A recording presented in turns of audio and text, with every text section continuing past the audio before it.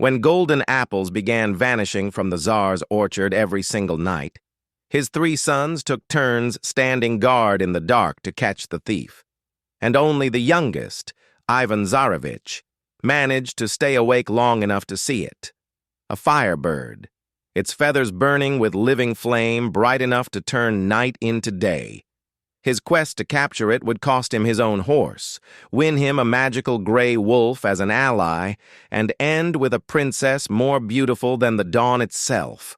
But the same older brothers who had failed at every single task along the way would make sure Ivan never lived long enough to enjoy any of it.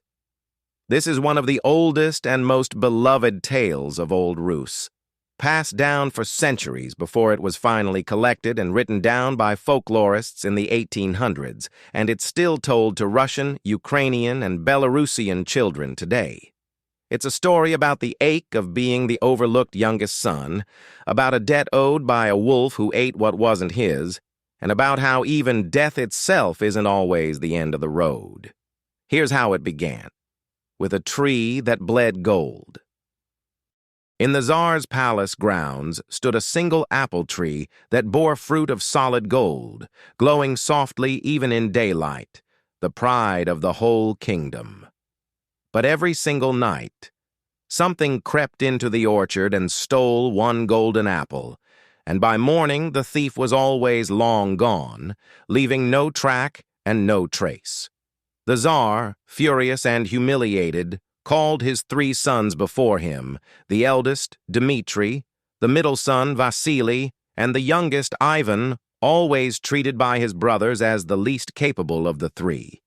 Whichever son caught the thief, the Tsar promised, would inherit half the kingdom on the spot. Dmitri took the first watch, and within an hour of darkness fell fast asleep against the trunk of the tree, waking only at dawn to find yet another apple gone. Vasily fared no better the following night, drifting off just as surely.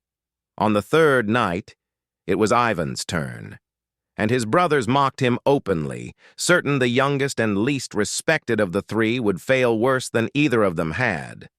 But Ivan stayed awake, splashing cold water on his face, pacing the orchard rows, refusing to let his eyes close even as the night dragged on.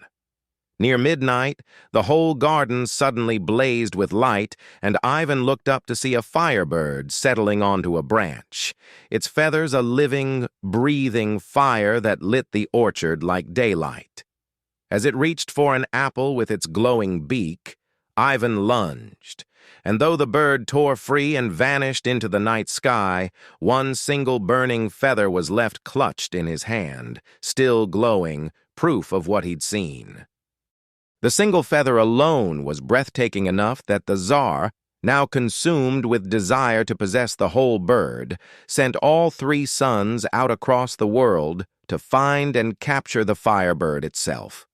Each brother rode out on his own road, and Ivan's path soon brought him to an ancient, weathered stone standing at a fork, carved with an old warning inscription. One road led to wealth, one to marriage, and one, the road Ivan chose without hesitation, promised only hunger, cold, and hardship for whoever walked it. Not far down that hard road, exhausted and half-starved, Ivan made camp and let his horse graze while he slept, and woke to find only bones left of the animal. A massive gray wolf stood over the remains, having devoured the horse in the night. Ivan wept openly, not for fear of the wolf, but from grief and sheer exhaustion at having lost the one companion who'd carried him this far with no way left to continue his quest. The wolf, to Ivan's astonishment, spoke, expressing genuine guilt at what its hunger had cost the prince, and offering to make amends by carrying Ivan the rest of the way itself and helping him complete his quest. From that moment on, the gray wolf became Ivan's loyal guide and steed, its cunning and old magic proving far more valuable than any ordinary horse ever could have been, and Ivan would need every bit of that cunning for what lay ahead. Riding on the gray wolf's back, Ivan reached the high walls of King Dolmat's garden, where the firebird was kept in a golden cage as the pride of that kingdom. The wolf gave Ivan clear, simple instructions. Take the bird, but under no circumstances touch the golden cage itself, only the bird within it.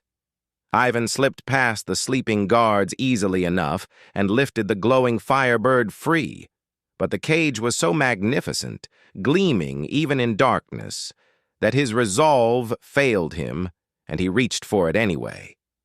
The moment his hand touched the golden bars, alarm bells rang out across the entire castle, and Ivan was seized on the spot. Dragged before King Dolmat, Ivan expected execution. But the king, more pragmatic than cruel, offered a bargain instead. Bring him the legendary horse with the golden mane, kept by King Afron in a neighboring kingdom, and the firebird would be his to keep after all. Chastened, Ivan set out again with the gray wolf, who this time gave him the identical warning about King Afron's golden horse. Take the horse, leave the jeweled golden bridle hanging beside it untouched. And exactly as before, faced with an object of impossible beauty within arm's reach, Ivan couldn't resist reaching for the bridle too, triggering the same alarm, the same capture, and the same royal bargain. Bring King Afron, the legendary Princess Yelena the Fair, said to be more beautiful than the dawn, and the golden horse would be his. Twice caught by his own weakness for beautiful things, Ivan traveled with the gray wolf to the kingdom where Princess Yelena the Fair walked each evening in her palace garden. And this time, perhaps having finally learned his lesson, or perhaps simply because the wolf handled the actual theft, Ivan waited in hiding while the wolf itself crept in and carried the startled princess away on its back to where Ivan waited. But somewhere on the road, back toward King Afron's kingdom, exactly what the wolf and the prince both feared happened anyway. Ivan and Yelena, traveling together, fell genuinely and deeply in love, and the thought of handing her over to a king she'd never even met became unbearable to both of them. The gray wolf, seeing their grief, proposed a solution built on its own shape-shifting magic. It would transform itself into the exact likeness of Princess Yelena and be delivered to King Afron in her place, while the real Yelena continued on with Ivan. The trick worked perfectly. King Afron, delighted with his bride, happily handed over the horse with the golden mane as promised, at which point the wolf, its part of the bargain fulfilled, simply slipped away in the chaos and shed the princess's shape, catching back up with Ivan down the road. The gray wolf repeated the exact same trick at King Dolmat's castle days later, disguising itself as the horse with the golden mane long enough for Dolmat to hand over the firebird, then escaping before the illusion faded. By the time the gray wolf finally rejoined him for good, Ivan possessed everything the Tsar had asked for: the firebird, the golden-maned horse, and Princess Yelena riding at his side, and turned for home. Near the very borders of his father's kingdom, Ivan and Yelena stopped to rest, and it was there that his own brothers Dmitri and Vasily, who had wandered for months finding nothing at all, came across them sleeping. Instead of joy at their brother's success, the two older brothers felt only bitter envy at seeing the youngest, least respected son succeed where they had failed completely.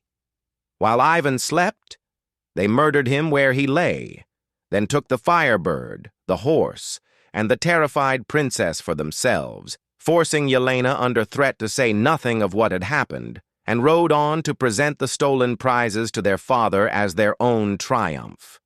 The gray wolf, who had briefly parted ways with Ivan, found his body on the roadside and was consumed with grief and guilt all over again. But this time, it knew of a cure even for death itself.